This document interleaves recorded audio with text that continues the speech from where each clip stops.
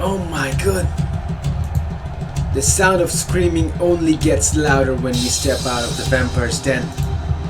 In the distance, staff and students flee as hordes of ravenous undead unleash chaos upon the campus. There are so many of them.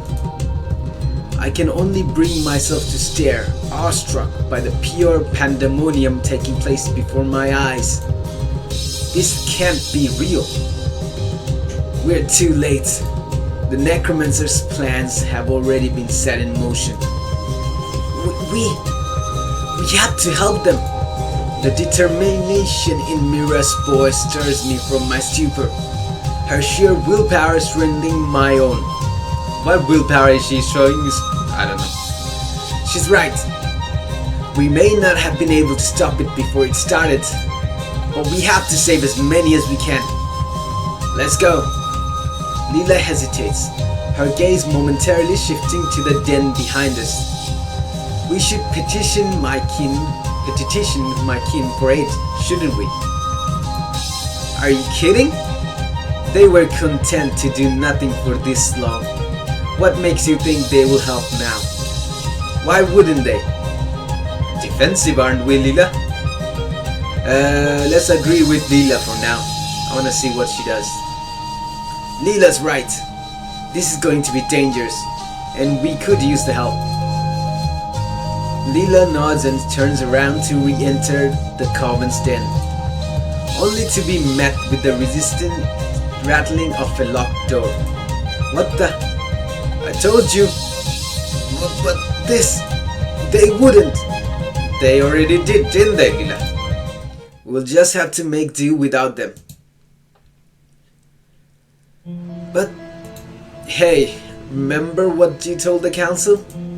You said that we would put a stop to the necromancer's plans. I heard the confidence in your voice. This is our mission, Lila. And right now, we need to do everything we can to see it through. The vampiress lowers her head. Trepidation acted on her face. You make a good point. I'm with you. The necromancer will be granted no more corpses so long as I have a say in it. As we rush onto the campus grounds, the havoc only becomes more overwhelming. Help me! Please help! I can barely take a step forward before a zombie pounces on the fleeing man. Then another, and another. His bone-rattling shrieks of agony are soon drowned out by the flaying of flesh and tearing of muscles as the undead rip him apart. The assault on the senses is almost too much to bear, forcing me to put everything I have into staying in the moment. If I lose focus for even a second, I will almost certainly be next. Onyx, duck! Without a second thought, I listen to Mira and dip down just in time for her to swing her chainsaw.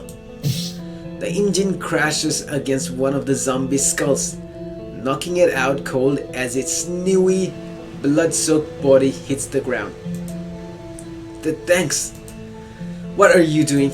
Lila points to Mira's unpowered chainsaw. Turn that damn thing on and tear these creatures apart. I gotta agree with Lila. Tear them apart. Why are you wasting your effort on such half-arsed measures? These are human beings. No, they are not. They are undead. We might be able to help them. Are you kidding? Lila swiftly turns around, her supernatural senses spurring her into action right as the zombie steps into the range of her razor-sharp nails. With a single stroke, she severs its head clean from its shoulders. You would dare to call these things human while happily wishing death upon my kind? Yeah, tell her, Lila. I agree with you on this one. Is this really the time for a debate? Come on, Onyx. This is definitely the time for a debate. Try to break them up? No, forget it. Leap into action. Every second counts. Yes. I don't have time for this. Without a word, I set off running as a woman hurries by with a slobbering zombie in hot pursuit. I make a dash to catch up, grabbing a wayward rake from the ground and winding up to bash the creature over the head. The woman comes to a quick stop, nearly tripping over herself from the suddenness as she turns back to see me standing there. You saved me. That's a terrified teacher. Not quite yet. Hurry inside. She nods and instantly takes off running again. We are too exposed out here. I take a deep breath, preparing myself to shout as loudly as I can. Everyone, make your way to the science building. Though my instructions might be drowned out by the chaos around us, it does seem like a few people heard the message. Together with Mira and Lila, we help usher the others safely inside. They are catching up. Faster! Lila slips inside first, an entire crowd of students falling behind her as Mira and I hold the doors open. Meanwhile, the undead swarm closes in with alarming speed. Just a couple of stragglers left. We are running out of time, Onyx. We need to get inside. Not until everyone's inside safely. That's a fool's choice, Onyx. Just go inside, save yourself, forget the others. Mira grimaces, but remains firmly at my side. Even though it's clear she's terrified, she makes sure I know that she will not move. Just one more person, and now! The very moment the final visible human crosses the threshold, Mira and I swing inside and pulls the door shut. Less than a second later, they shudder at the impact of the zombies' bodies being thrown against it. Way too close. I quickly shove the rake I grabbed before into the handles of the double doors, jamming it shut to prevent it from reopening. My heart still pounding, I finally take a moment to catch my breath as I turn towards the darkened halls. Amongst the terrified gathering of students are a few bodies of zombies, each one cleanly beheaded. Lila, what? You didn't think I went inside first for selfish reasons, did you? Don't say that, Onyx, don't say anything. I let out an exhausted exhale and a half chuckle. Of course not. Let's find somewhere safe to hunker down, so we can take a breather. Leaving the few dozen other survivors through the eerily dark halls of the science building, we soon come across the chemistry lab. The door is surrounded by makeshift barriers, and the window is covered up with papers. Looks like someone's already put together a shelter. And let me guess, it's someone you know. I wonder who. Onyx! It was Clara. Clara welcomes us into the lab that's already occupied by several others. Clara! It figures that you're the one who put this together. I glance around, nodding. All those zombie movies must have paid off, huh? You could say that. What's happening out there? Spend one-on-one time with Clara, focus on other things. It's one-on-one time it is. Let's get everyone taken care of first, and then I'll tell you everything. Clara nods in agreement. After making sure everyone is settled down, I take some time to tell Clara about the night's events. Wow, it sounds like total insanity out there. That's putting it lightly. The memory of the man who was so brutally ripped apart returns in quick flashes, forcing me to push it back down. But even as I try to suppress the thought, the sounds of his screams and the scent of viscera still cling to me. Suddenly, I feel Clara's arms wrap around me, instantly calming me down. She presses her cheeks against my chest as she hugs me. I'm just glad you're okay, Onyx. I haven't seen you since the stuff in the steam tunnels, and I couldn't help but worry. Smiling, I embrace her back. Come on, you think I'm going to go down that easily? Yes I do. Clara giggles as she takes a step back, releasing her hold on me. Of course not. The protagonist would never go this early. What do you mean? I mean, you have to be the protag, right? You don't just casually get caught up in a crazy story about zombies and freaking vampires without being the main character. Oh no, Clara is breaking the fourth wall. We gotta stop her. She does have a point, but I don't think I'm main character material. But thanks. Real main characters never do. But if you ask me, coming in here with all these people is such a heroic thing to do. Clara's words are laced with adoration. I can't help but blush as she looks up at me with sparkling eyes. I'm just doing what I can to help. Anyway, I'm glad you're okay too. I'm sorry that I couldn't be with you when this all started. Clara shakes her head. Don't be. From the sounds of it, that Vampire Council business stuff was way more important. Wish I could have seen that though. It sounds cool as hell. I would say more nerve-wracking and stressful than anything. But sure, it was pretty cool. Were they all super hot? What are you thinking, Clara? Huh? Vampires are always hot. Look at Lila over there. Lila briefly glances our way. Her exceptional vampire hearing apparently able to pick up her name from across the room. Hard to say. I wasn't exactly focusing on their looks. Lies! Darn. Sorry to disappoint. But on the topic of vampires, we should maybe keep the discussion of them to a minimum around here. The last thing these people need is more supernatural stuff to worry about. Right. Good call.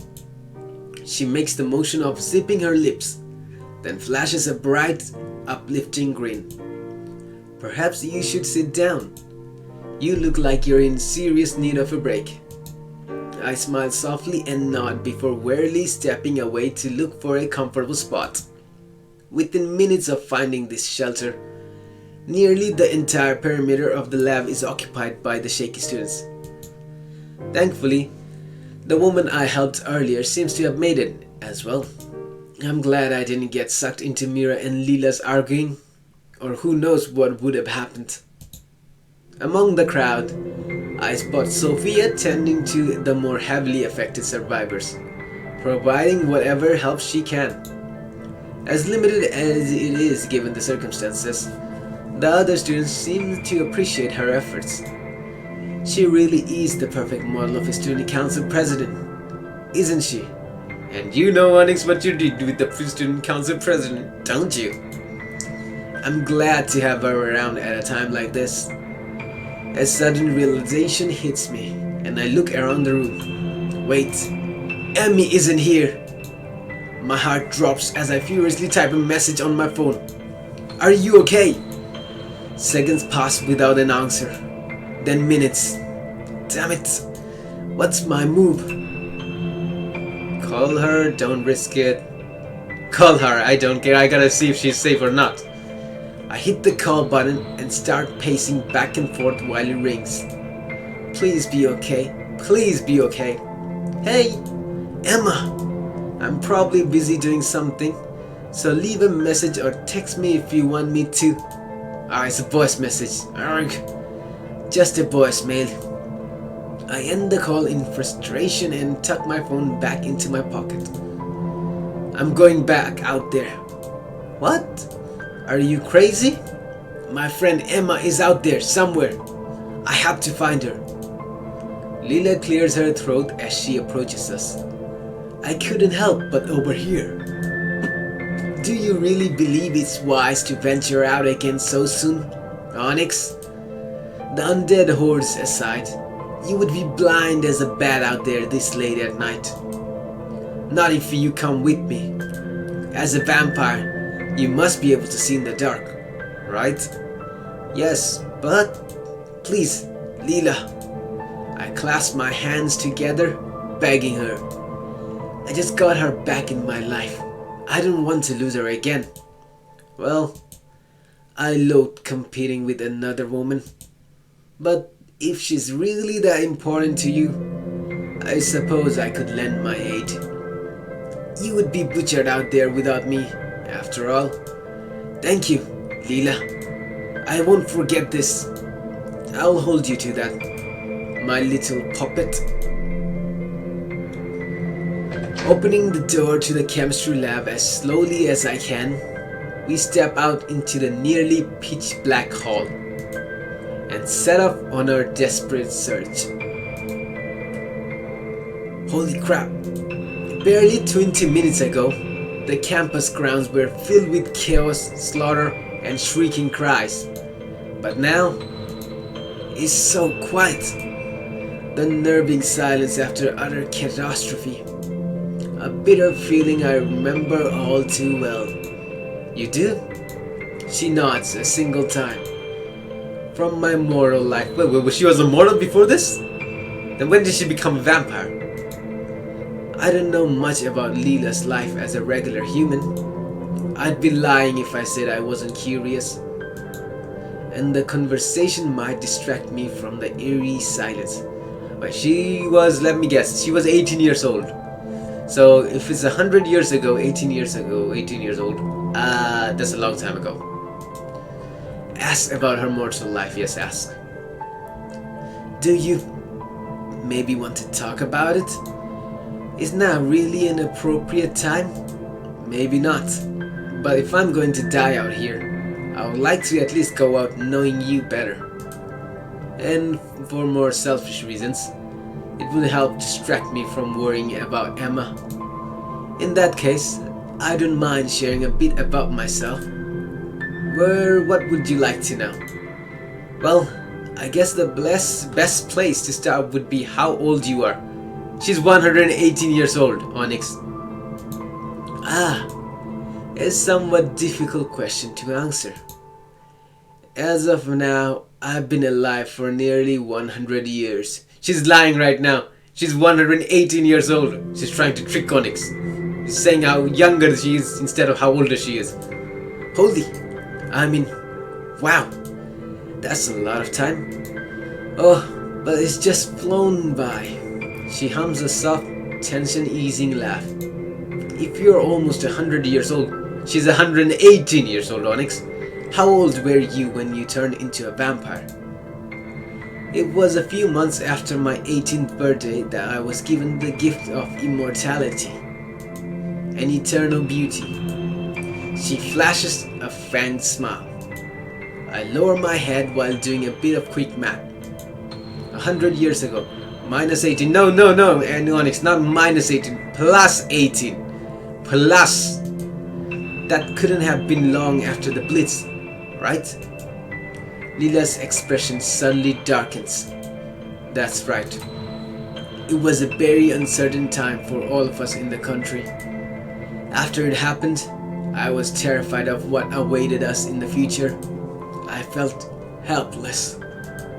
At least until I had my encounter with the woman who would eventually turn me into what I am now. She sought you out? Lila nods. As is the mission of the Evernight Cavil. She must have seen something great in you, I suppose. Though to this day, I haven't had a clue what it could have been. But it didn't matter to me then. She offered power that I could not imagine to truly exist. And as scared as I was, I accepted it without a second thought. Desperate times, I suppose. Indeed. Do you regret it? Lila lets out a half-hearted scoff. Of course not. Becoming a vampire is a gift I treasure dearly. Frankly, I'm offended that you would even ask. Lila playfully turns her nose up at me. Sorry. Thanks for sharing all of that with me, Lila. I'm sure it's not something you tell people often. It certainly isn't. You are one of the fortunate few. I'm humbled. Though now that I know all that, it does leave one big question. If you were born in the last 100 years, why do you talk and dress like you're from the Victorian era? Never you mind that. What? My mannerisms and choice of fashion are of no concern to you. She lets out a dramatic huff and half turns away. As brief as the conversation was, it still helped calm my nerves. Under the shroud of darkness and the night that the night provided us, we are able to make it to the next building safely. Lila and I enter through the first door we come across, soon finding ourselves in the campus cafeteria. For such a wide space, it's completely and utterly abandoned, save for a single soul.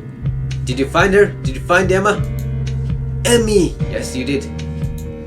Emma stands alone at the opposite end of the room, her body pressed against a pair of double doors. Don't tell me she's already turned into a zombie. Oh no, she's not. On the other side, a small horde of zombies are throwing themselves against it, trying to break through. She clenches her jaw as she pushes back with all her strength.